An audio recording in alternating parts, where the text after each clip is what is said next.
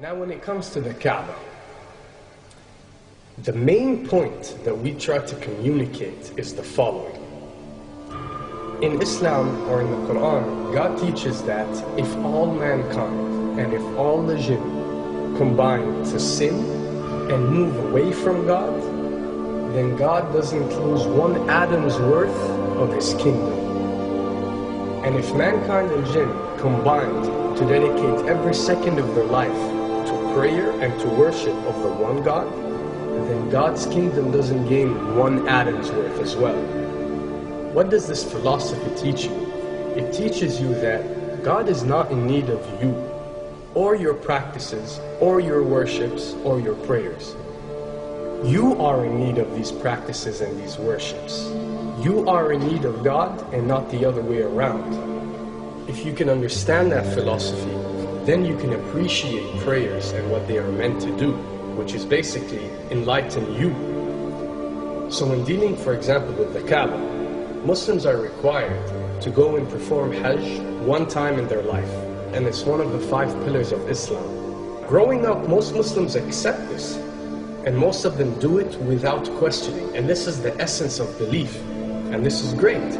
But at the same time, this doesn't mean that if you question or research, you're going to come back with negative or bad answers. The opposite is actually true. So when we started researching into the esoteric agendas and we started researching the elite, we found out how much certain type of practices and rituals can affect your lives. So when we went and placed this on Islam, we developed an even deeper respect for this religion and a far deeper respect for God and the Creator of us. So when you go to the Kaaba and you circle around it 7 times, the essence of this worship is not that you are worshipping a stone, or that you are worshipping a house, or that you are worshipping a Kaaba. The Kaaba is merely the focal point or the centerpiece that all Muslims have to unite and focus their energy and prayers towards in a practice that is actually worshipping God.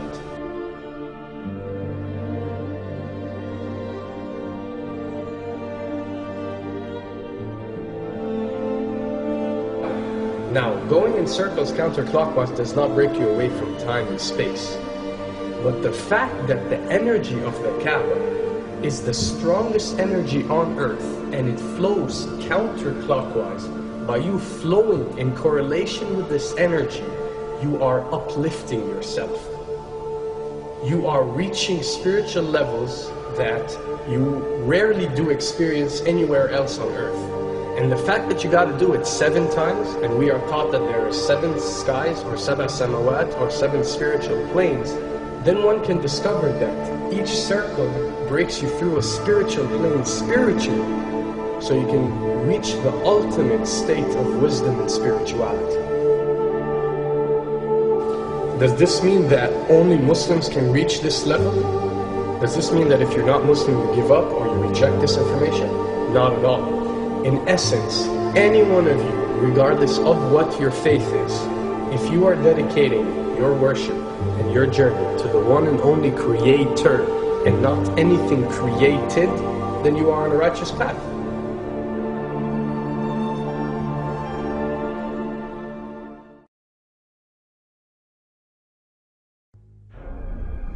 To begin with, the significance of 911.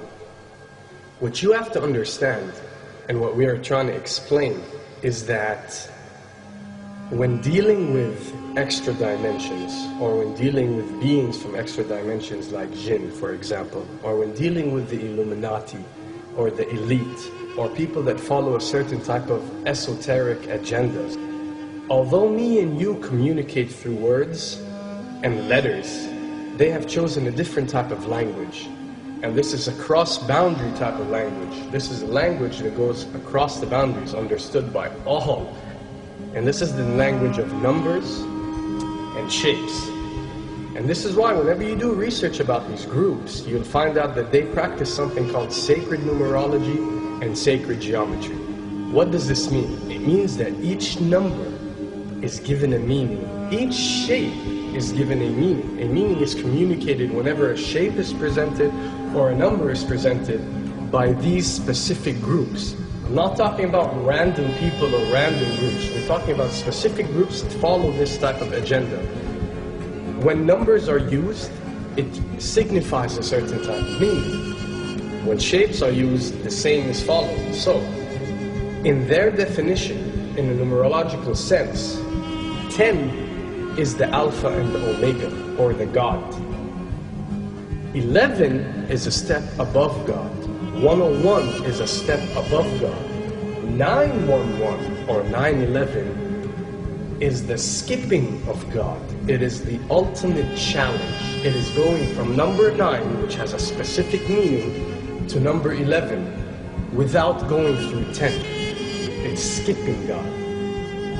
So it's no coincidence that this event that we call 911 today took place on 911. It is the ultimate challenge. So now that we understood what 911 means, what other practice do we do that deals with 911? Calling a number whenever you are in an emergency. Now, creating an institution that helps people whenever they are in need of help and whenever they are experiencing an emergency is fine. There's nothing against it. There's no religion, there's no logical person on earth that will tell you this is wrong. But when you understand how sinister these elite are and the way they work on a level that's way beyond what you think.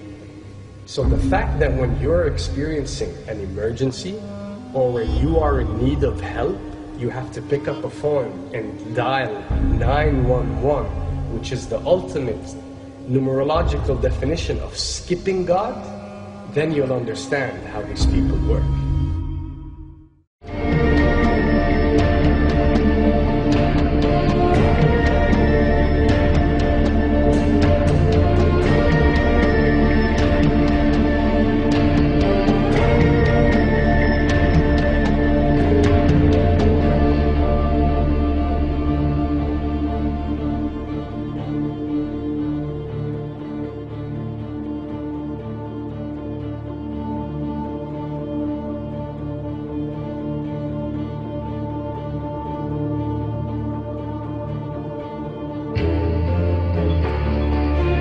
And when dealing with rituals, we recognize that everything adds up. For something to be a ritual, everything has to be in place, everything has to be perfect. And my advice is, if you want to recognize that something is satanic, it has to add up in all sense. The numbers have to add up, the shapes have to add up, the event has to add up, it has to have one general meaning. The pieces of the puzzle fit perfectly. That's when you recognize when something is ritualistic or satanic.